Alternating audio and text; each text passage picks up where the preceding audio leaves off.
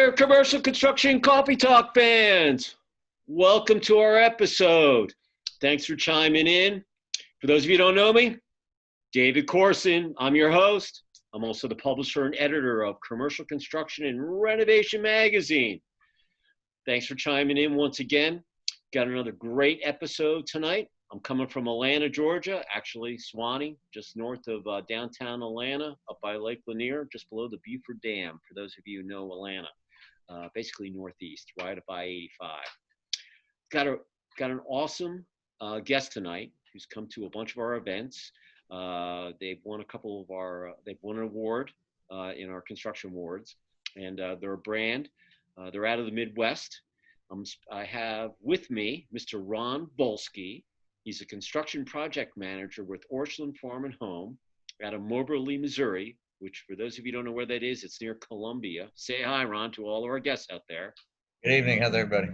And I know you're on the road. You're down in Texas looking at some projects. I am. You're working hard out there. You had a safe ride down, and you're talking to me from your beautiful hotel room, so that's great. Thanks for squeezing me in your schedule on Holiday the road. So with that, let's just dive right into it. So the reason why I had Ron on, because I know that they're doing some relocations, they're doing some remodels. They're a big box, but they're doing some really creative things with it to enhance it. But big boxes can be pretty cool, and they've done some really, really neat things architecturally. So with that, Ron, let's talk about where you grew up, where you went to school, how you got into construction, how you ended up in Orscheln. Tell us a little about your resume. You take it. Well, I'm originally from Montana, and I was forcibly displaced when I was a child to called Kansas, and spent a lot of my life there. Went to school there, and believe it or not, I wasn't in construction at all until about 10 years ago. And I've been in retail management, restaurant management, Walmart, Target, any type of management you can think of. I've been in it, and I got. How many brands have you been with? Target, Walmart, Ace Hardware, Orscheln, general manager for Applebee's restaurants, Sonic Drive-ins, operations manager. I've done everything. Sonic has the best milkshakes. I have to say it. They got the best milkshakes ever. Just have to say that. So anyway. But so I was an assistant manager for Walmart at the time, about 10 years ago, and 10, 12 years ago, and decided I didn't like people that much anymore. So I became a construction manager for them, remodeling and building Walmarts pretty much across the United States. And then had got away from that, got back into management, and then found Orscheln Farm and Home. My father retired from Orscheln Farm and Home in the late 80s. And what did he do there? He was a manager of a store in Pratt, Kansas, where we went to high school. And so I got hired on as an assistant manager to start out with, and 2 months later I was a manager, and 2 months after that I was running another store, and then about 6 months after that, position came open with Farm and Home for construction and store setup. Nice. So applied for that and got it, and then about 2 years ago I split from Farm and Home and went to Orscheln Properties, which now handles all the construction and renovation and remodels for Orscheln Farm and Home. So when you were at Walmart, you're working in the store, and you just go to them and say, "Hey, I want to get into the construction side." How did that work? They have a program called store planning, and I just applied for it online, got an interview, and got the job, and went out on the road. So I've done Walmarts all across the country. South Dakota to Baton Rouge to down in your neck of woods, Warner Robins. I remodeled that. Oh yeah, it's just northwest of me. Mm-hmm. Yeah. My family, my dad, when he was alive, he bought they built a shopping center out in Muskogee, Oklahoma. and Walmart was our anchor, and they had it for years, and then they built the super center, and then you know how it goes. You know, the new prototype comes in. We know, but anyway, it was a good relationship that we had with Walmart, and at the time, you know, that was in their big heyday when they were growing and so forth. You know, Sure. they probably made their rent and their money, you know, 50 times over. But after he passed away, I inherited it, and then they moved. So I saw kind of the real estate kind of thing of how retail, you know, they want the better location, you know, cities evolve, new neighborhoods, they move, and had to go with, you know, getting someone to fill the space. So same kind of gig. You know, I was never in real estate. I inherited it. And, you know, our attorney that was handling the property was like, hey, do you want me to handle something? No, I'd like to check it out. How does all this work? So anyway, but that was how you gotten from being a store manager going to construction. So that's cool that they gave you the shot without, you know, much experience. Yeah, and it's worked out really well. I can't say enough good things about my position and where I'm at. Mm-hmm. So now, as far as Orscheln's concerned, they've got X amount of stores in their chain. They're building some new facilities. They're relocating some old stores into new. You know, you're doing some ground ups, correct? Give us a little update on where Orscheln is today.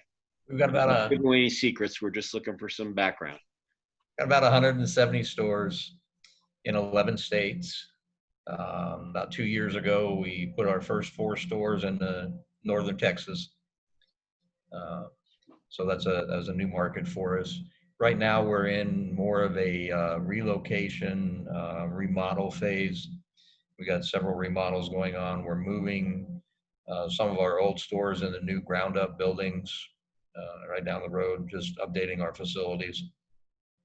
And we've probably got about a dozen of those on the books between now and the end of the year.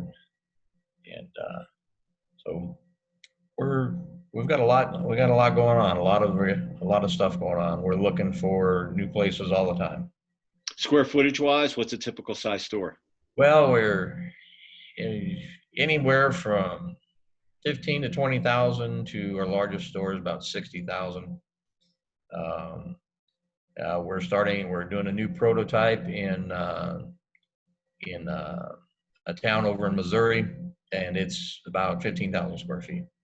Small store, small box store, just for small towns. Sure.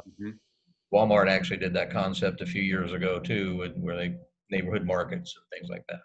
Walmart Expresses. Things. So we're trying out a small format, see how it's going to work. We don't have one model, so to speak, like Dollar General. Our stores, not one looks like the other, all different sizes. We just adapt the floor plan to it and put our colors and our signs on it. And a lot of them are old Walmart buildings. Yeah. To being a construction PM, how much influence do you have on, like, you get out on a site and, you know, the plans are done, and you'll get out there and you'll say, wow, you know, maybe we should do this here or that. Do you have any of that goes on? Sure, we have everybody's different how they do that stuff, interior, you know, internal. We have a lot of, because first, there's 3 of us project managers, and we're the ones that are at the site, so we can see what works best rather than somebody sitting back in the home office. Also, with my side of when I was management for Orscheln, I know the retail needs, the way a store lays out, the product we carry. So combine that with building them and getting things in the right place, right number of power drops, right locations for the registers. We have a lot of input on things like that. All right. So looking at this year, you know, 2020 started out great. You know, had the national championship game. Everything's going great. February. I know you guys came to my summit. Your team, and February comes. Everything's cranking along. Cranes up all over the country building. All of a sudden, March comes, and boom, the pandemic stops. Yeah. Yeah. So with yourself, did you stop building? Did you halt some projects? Did you keep on going along? How did you handle it with your? We we were designated as essential. Hmm. Farm home was designated as essential, so therefore our construction was essential. We didn't really stop anything. We just kept on rolling. One thing we did do was curtail our travel to sites. We did a lot more coordination through remote. All of us Hmm. project managers work out of our house anyway. We just got to spend more time there. Right. But um, we didn't stop. We just kept on going. Uh, Projects didn't stop. We had an initial concern that some subcontractors might not want to work because of the potential for exposure. Uh, Hmm. that didn't materialize. Everything has actually been going really well for us. Well, This, you were in that part of the country where the COVID break wasn't heavy. It wasn't yeah, like New. not so bad. I mean, in Kansas City area, Dallas area, the larger cities was an issue, and we got a couple of stores around our larger cities, but um, the town that I grew up in, Pratt, Kansas, had one case for, I think they're up to two cases now since it began. So it's all relative. But we did stay at home and didn't spend overnights until just recently, just last month, started doing overnights. On your projects, have you had to put any, cleansing stations or any of that protocol with PPE? Yes, all the registers have the plexiglass guard in front of the cashier, dividers between cashiers if they're back to back, the social distancing lines on the floor, bottles of hand sanitizer on the counter, and then the associates there, they are cleaning the register area every time a customer goes through. So you just practice social distancing, and they're wearing masks and things like that. I wear a mask anytime I go out. Hmm. The with obviously every state was different with regulations with building and COVID. I know I'm not going to pound on any states, but if you're, I was talking to a contractor that was in Pennsylvania, and they said, yeah, if you were doing a DOT project, you're outside. There's plenty of room for you to do construction. It's not an issue. But if you were an inline store, let's say in a mall doing a remodel in a 3,000 square foot store, and you were doing electrical or plumbing, it was almost impossible to do the social distancing and get work done because people have to Sure. be close in if you're installing cable or the conduit, call it what you want. That the regulations were just such a hindrance to get the project or keep it on time that it really depended on what state you're in. So uh, The amount of people that they would allow in the store, they had through the phases how many people we could have in the store at any given time, and we base that on the volume of the store and what type of business they typically do, customer counts. Yeah, like here in Georgia, there was we had an old folks home, multifamily that was getting built. There was a restaurant, and there was an industrial project. So they built. I mean, the restaurant shut down. It was pretty quiet. I work out of my house too, so I was used to hunkering down. But during the shutdown, I went to Lowe's. I went to the post office. I had a recall on my truck. I had to take it in there, and but we didn't. I would go into Lowe's, and three-quarters of the Lowe's employees, they weren't even wearing masks. The only ones Uh, wearing it were the cashiers behind the shields. yeah, The about customers were wearing them, but people look at me. I'm walking through there. I'm like, I haven't worn one. Here's my mask. I had one of my Philadelphia guys. I did on a podcast. He sent me my Philadelphia Eagles mask. I oh haven't nice. even, I haven't even worn it yet, for Philly. But I I went to remember Lowe's, and all the my wife customers, and I, they're looking at me like, why don't you have your mask on? I'm like, because I've washed my hands. I'm not touching my face. my wife and I went to Lowe's probably one of the first times we actually got out, and this was in early April, I think.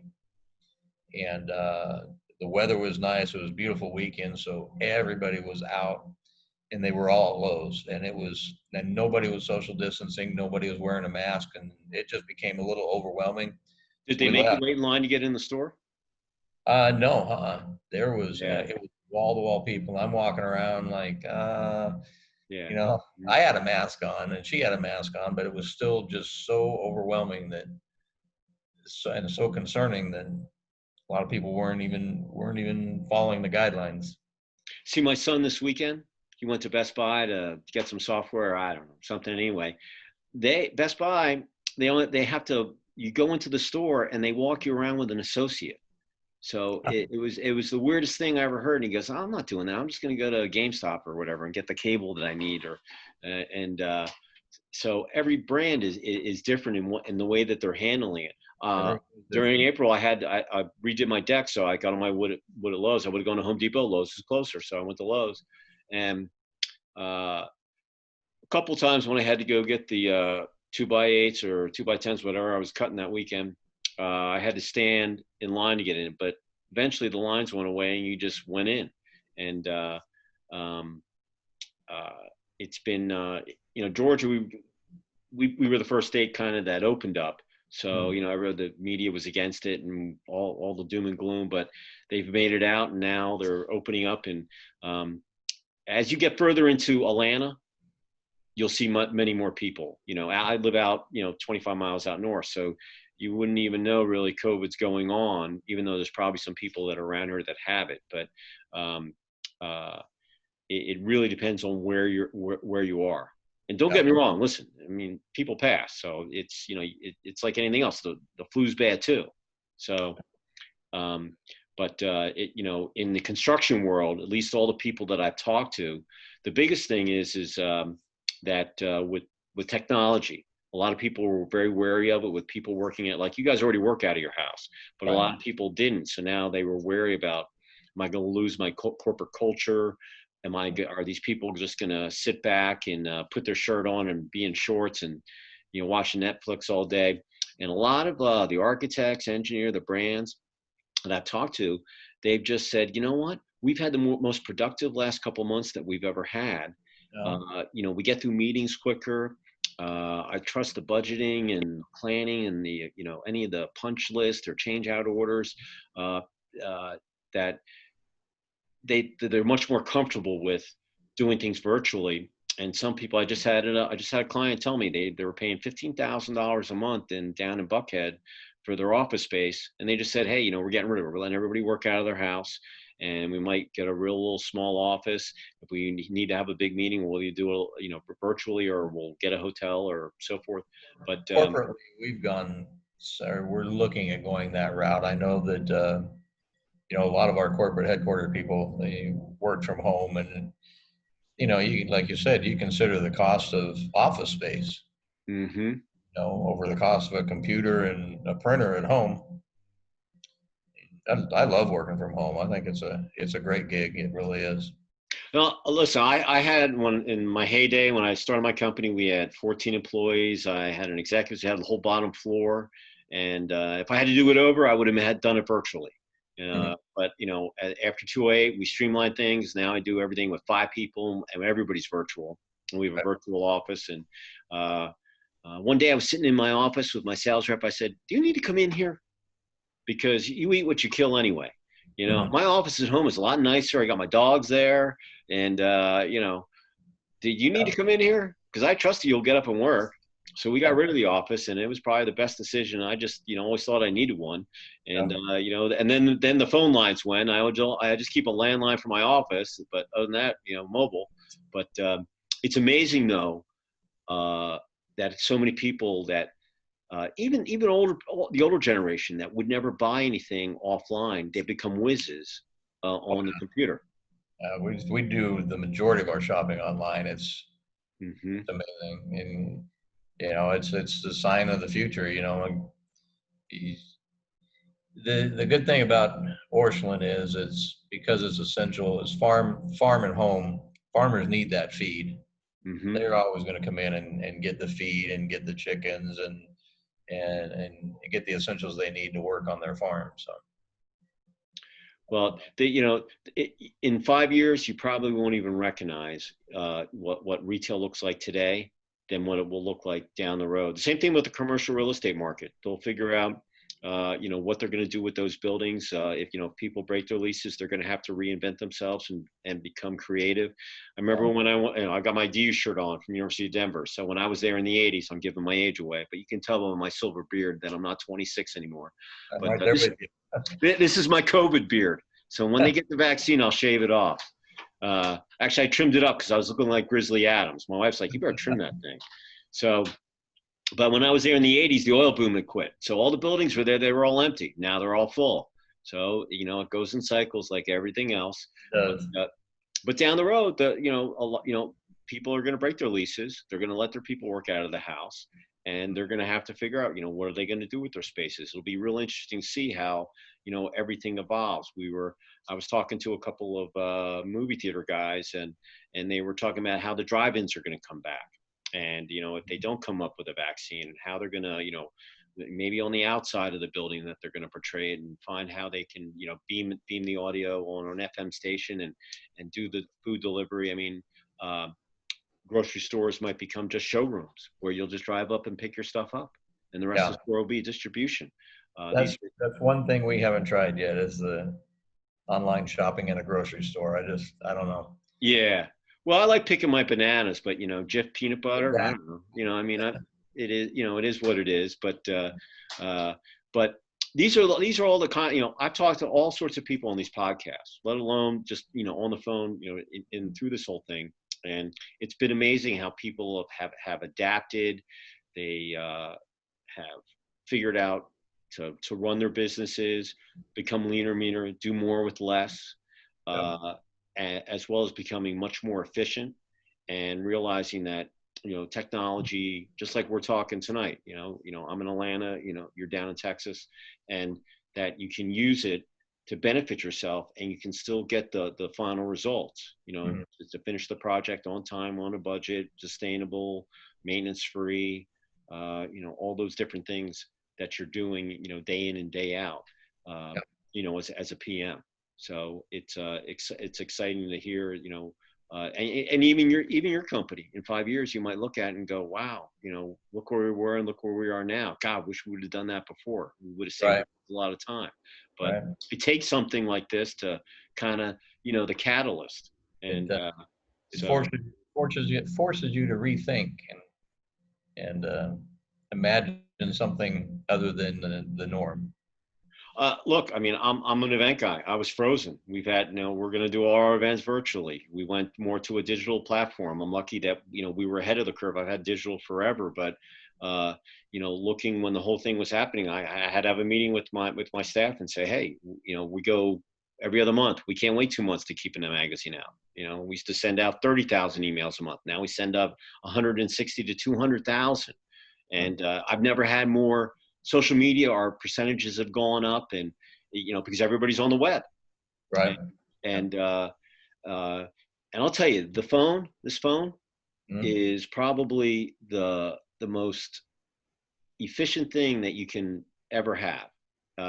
We had our Trivial Pursuit, our virtual event last week, and I wanted to get a couple more people, so I spent about 15 minutes just texting people that are on my phone. I mean, hundreds of people in there. You're in there. So I'll send a text out, hey, if you're not doing anything in a couple hours, you want to join our Trivial Pursuit.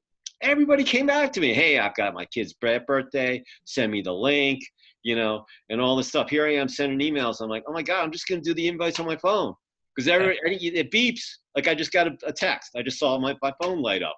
They look at it, they come right back to you.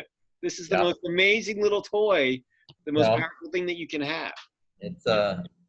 It's a lifesaver, as far as this business goes. It's everything is done. Constantly on it. I don't even remember my drive from here to or from my house to a project because I'm on the phone so much. I'll blow right past my exit because I'm so engrossed in my conversation on the phone. Well, things sound very positive at Orscheln. So they are. I'm fortunate to work for a company that is really making leaps and bounds in the retail business, just by the nature of our business. And by the way, we're evolving and we're, modernizing. And you guys have a nice niche. I mean, you're in a nice niche. It's not like you're going against the big boys. You're not going. You're a nice niche. Yeah, some of the larger companies, they're huge. They're nationwide. We're central United States, where the farmers are. So. Mm-hmm.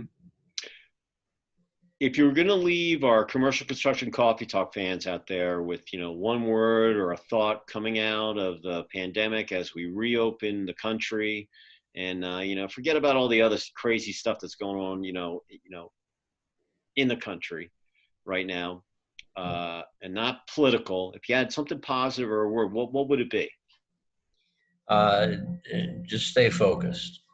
Stay focused and think and look past the nose on your face. All right. Well, my nose I've broken it too many times. I have to see which way it's I've got a big nose, so it's kind of hard to see past that. But yeah. No, yeah. I've broken mine 3 or 4 times in the heyday. Hockey, baseball, well, that's very inspiring. Yeah. Look beyond your nose. I'm going to have to remember that. And all you people out there, you better listen to that too. That's good. That's good wisdom. You mentioned your phone. Well, the whole world is like this. So put that over here and look out. You're going to see a lot more. Excellent point. If someone wants to get in touch with you to see if they want to, talk construction, or if there's a vendor out there that thinks that they might be able to help you, how would they get in touch with you? You can email me. My email is my first initial R and my last name Volske. So rvolske@orscheln.com. All right. Yeah. And for those of you who want to reach me, I'm at David C, like cat, David C at CCR-mag, michaelapplegeorge.com. If you're not a subscriber to our magazine, we're monthly now. I've got Solera Hospitality on the next cover. It's going to post here by the end of the week in mail and print. Go to the CCR-mag website. Up on the toolbar, it says subscribe. Hit that, click it, and we'll get you on the mailing list. And you can always get them digitally up on the website 24/7, 365 as well. Well, Mr. Ron, good luck on the rest of your trip down in Texas. Hopefully you have nice weather. It's not too hot, and safe travels back. We got 4th of July coming up. Lots of fireworks, and the second half of the year, I'm who knows what's you got the election, maybe a vaccine, all sorts of exciting stuff could happen.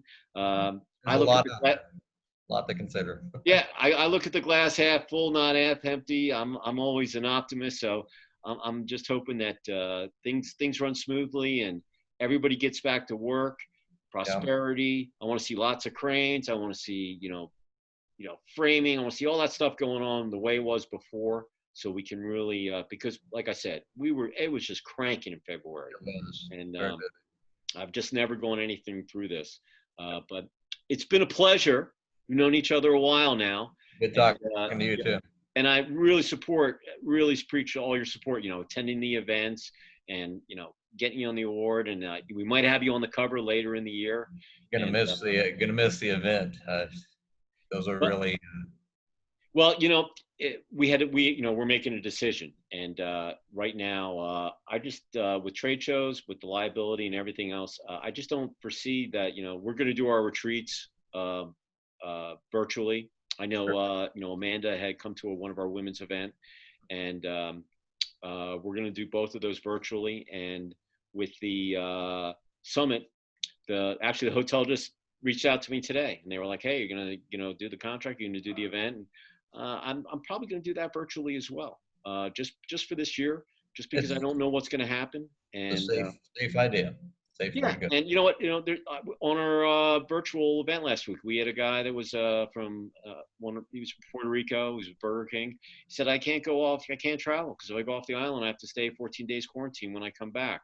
And I had another brand that said, "No, the only places I can go are essential projects, and make sure projects are going on, but they don't want us interacting, and the bug, and we don't know if it's going to come back." And and they're just being very cautious. I even have some vendors companies that are big corporations that are publicly traded, the same thing. And I don't want to, as an event guy, I don't want to produce it and then cancel it and have to. So we're just we made a decision. We're gonna do it virtually, and as a producer, actually, I might like it this way. Fine. Well, the only thing I won't miss is the interaction. Yeah. 'Cause we do fun events. That'll miss. I'll miss seeing everybody in person, but I know that's all going to come back. So Yeah. this might be, we might do some things when things get back to normal. We might do them virtually. We might do half and half. Who knows? I take one day at a time because everything changes day to day these days. Day to day. Day to day, one day at a time. And when sports come back, I'll know when it's the weekend. So. Yeah.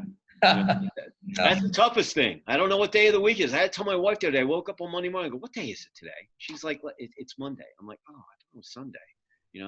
But normally I'm coaching or playing lacrosse. Everything's been, you don't know what day it is without sports. Yeah. Well, Mr. Volske, Okay. pleasure as always. Thank you so much for your time. You bet. Thank you. And for all you Coffee Talk fans out there, thanks for chiming in. Have a positive rest of the week. You got 4th of July next week. Be safe if you're doing any fireworks. And we'll catch you next time on another episode of Commercial Construction Coffee Talk. With that said, say goodnight, Ron. Good night. And I'll say goodnight, Prima Lana, and we will see you next time. And remember, wash your hands, don't touch your face, and stay positive. All right, Ron, we'll talk to you later, all right? Bye. Safe travels. Yep.